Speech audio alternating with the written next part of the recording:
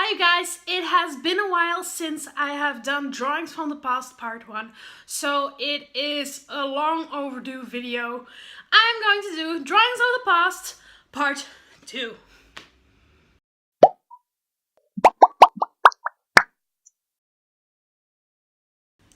Filming this video was a complete disaster. I had a lot of preparation because I had a lot of illustrations and drawings from the past, but I always chucked them just in one folder because I was thinking, oh, that's the past. But I had to separate them and put them in different folders for different times. So the time that we're now going to see for part 2 is the time from 12 to 15 years old, approximately. And that was just after elementary school and before high school, the art high school that I went to, because I did first some years in normal high school, but then I went to an art high school.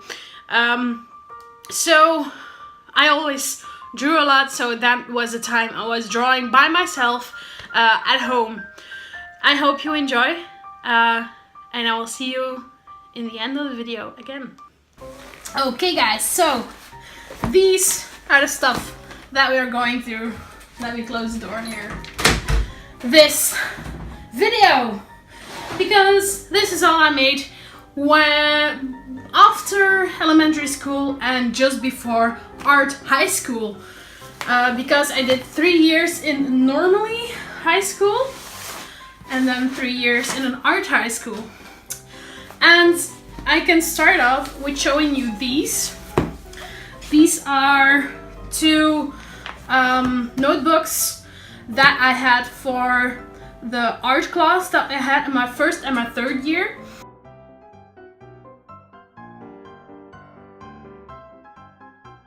We had to be as creative as possible in these notebooks, and this is how I started it.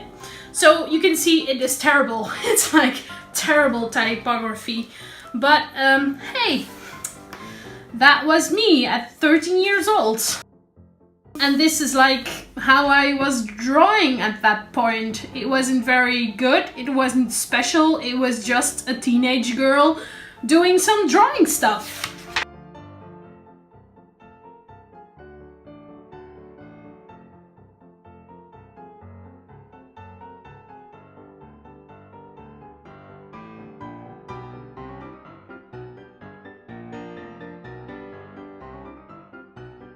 This lady I drew, but my illustration was that good that the teacher put it up on the wall and I never got it back, and I'm really sad about that because in my feeling it was the first illustration that I made of a person that I thought was really good, so I don't have it anymore and that makes me a little bit sad.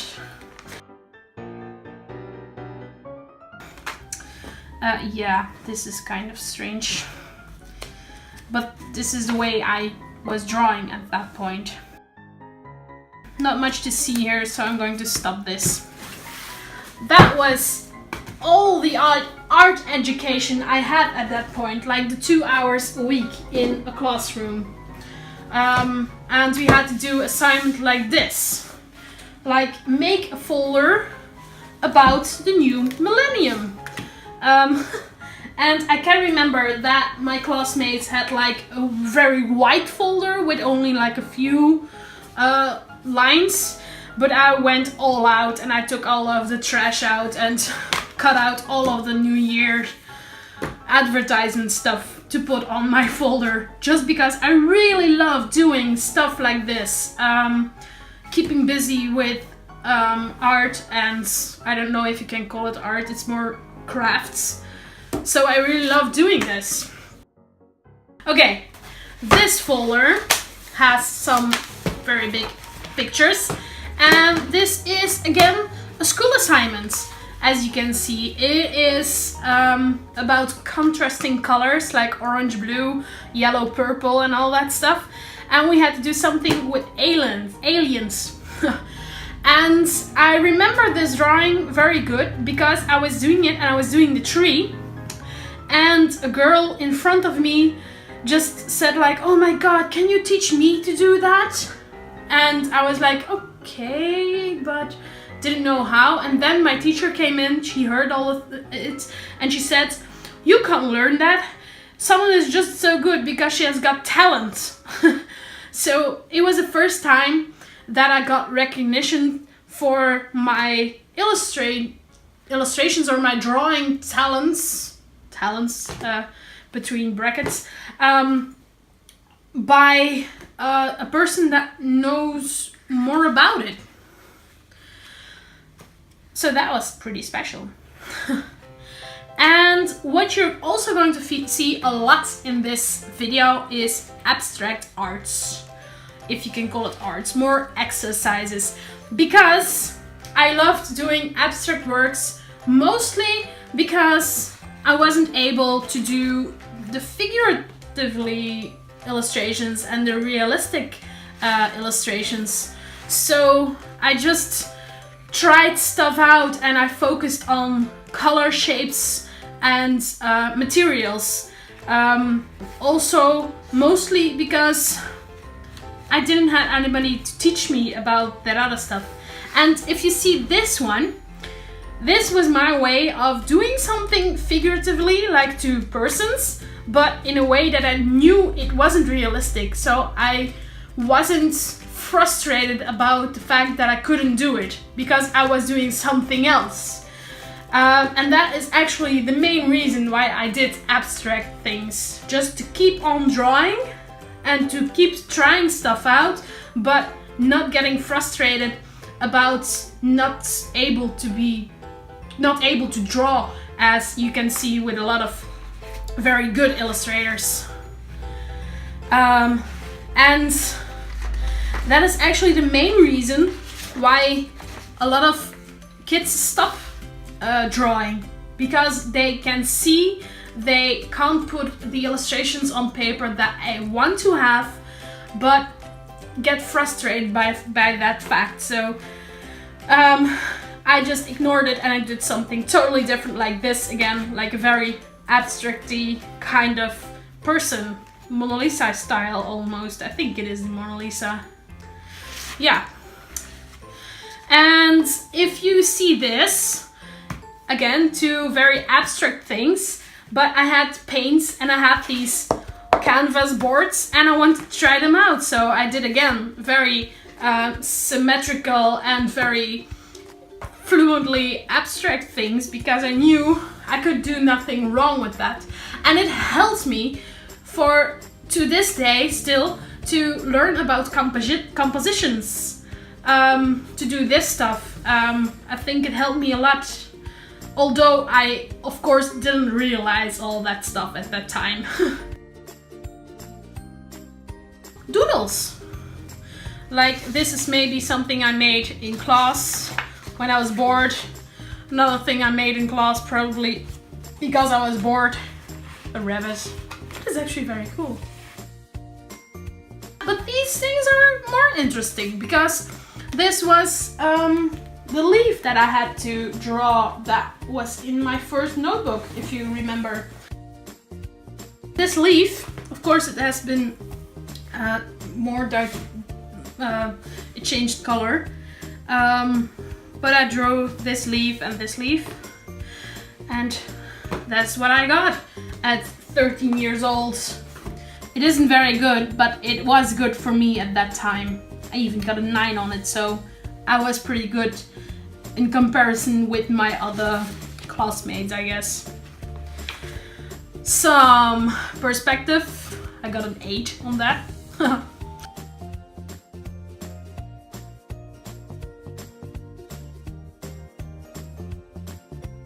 More abstracts. I did this as well because it was very therapeutic. Therapeutic, yeah, that's the word. So I loved just keeping busy with illustrating and arts. And this is me trying to draw a girl in witchy kind of gothic clothes. And here you can really see that I didn't have any knowing of anatomy, and the hands are terrible, and the face, oh my god, it's like, yeah. I probably did this when I was 14, 15 years old.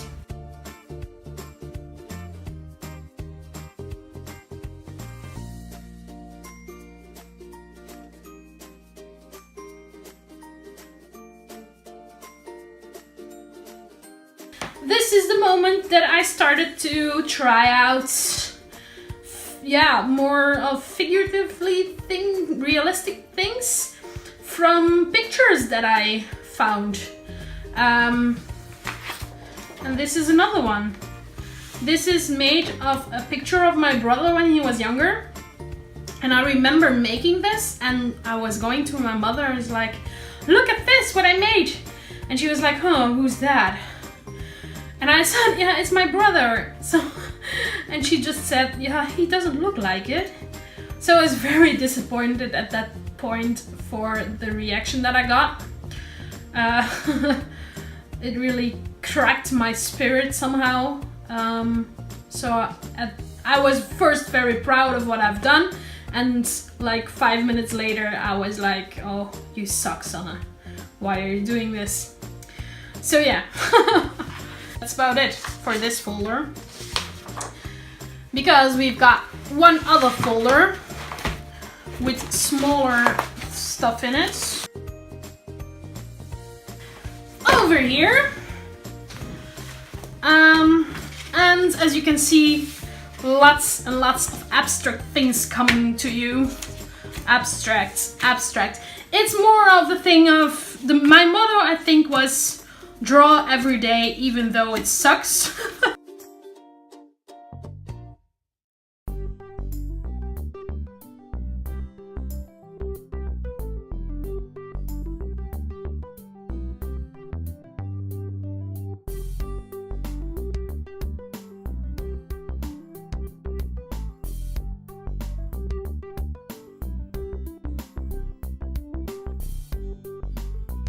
Oh, this is kind of nice.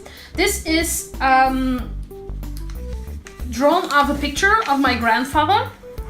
It was my way of trying to draw portraits. That's why I used, I think, this kind of paper, because I wanted to measure the proportions of the face and all that stuff. But yeah, you can see it isn't that great, but hey, I tried.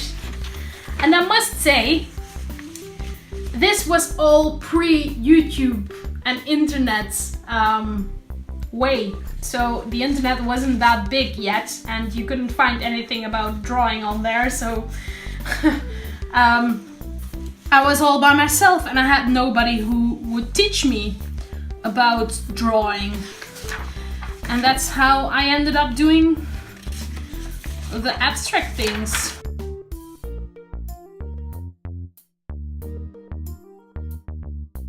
Doodle, abstract doodle, and this is a nice doodle actually.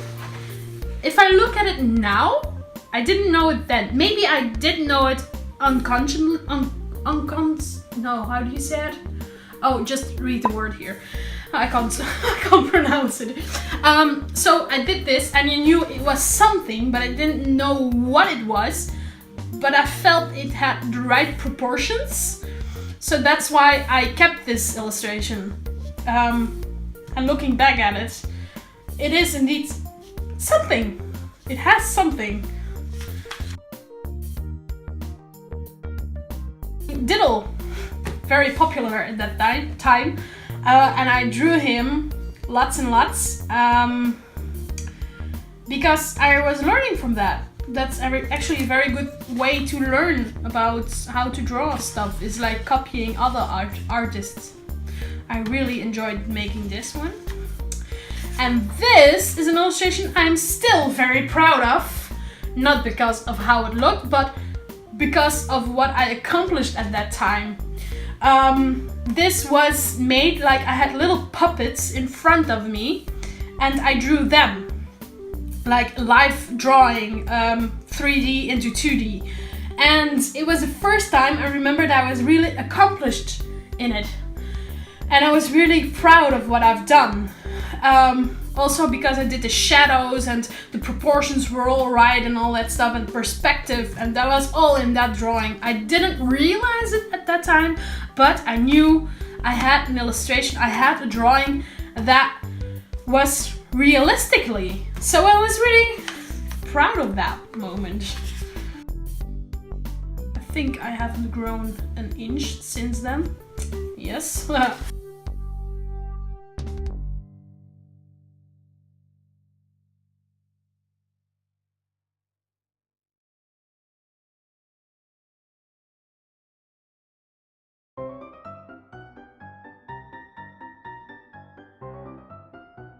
At that point I was drawing from pictures, from 2D on 2D.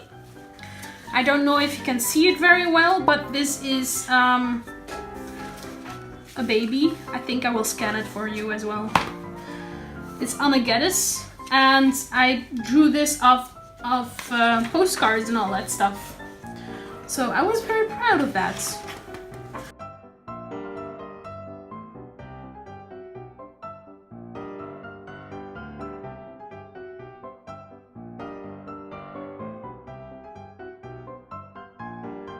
One of the rare illustrations that I made of a person out of my own head with no example. So that's pretty rare.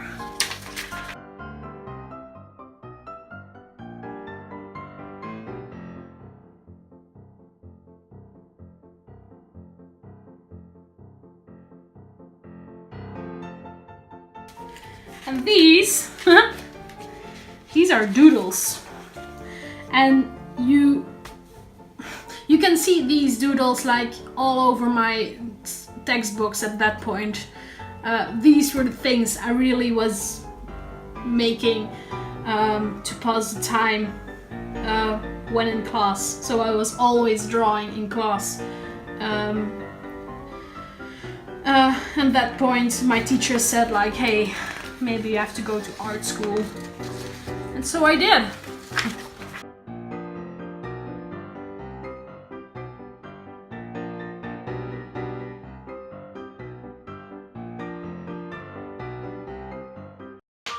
Okay, that were a lot of drawings, but as you can see, I wasn't that big of a prodigy at all. Like, at all. The only thing that kept me going was my love for illustration and just wanting to make stuff and wanting to keep busy with illustrating and drawing. So if you are just starting out, you just have to keep on going and let the time pass over all the time that you draw, because that is the best learning school. Just time passing while you draw. You can't just not draw and then let time pass, because then you don't go forward. But hey, you get the picture. So yeah, let me know what you thought about this video, and that's about it. I will see you next time. Bye bye.